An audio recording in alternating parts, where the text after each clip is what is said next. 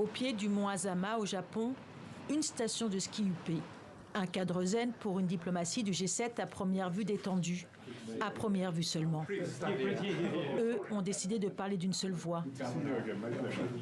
À la table de leur discussion, la sécurité du monde, à commencer par la guerre en Ukraine. Condamnation unanime et avertissement à ceux qui oseraient soutenir militairement Moscou.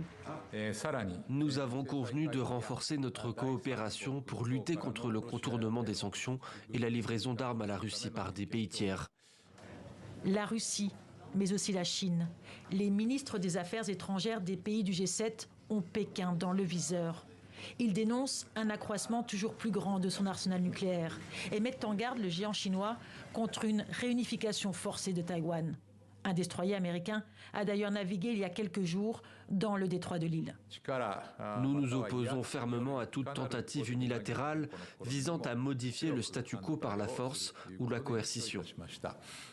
Réaction sans tarder de la Chine qui accuse les diplomates occidentaux de s'immiscer dans ses affaires intérieures. Ils ont calomnié et sali la Chine de manière malveillante. Et ce n'est pas tout. Dans les conclusions finales de la réunion, il y a aussi l'Afghanistan, la Corée du Nord et les combats qui ont éclaté samedi au Soudan. Près de 200 morts déjà, selon l'ONU. Nous appelons à une cessation immédiate de la violence, à une reprise de pourparlers dans la perspective d'un gouvernement civil.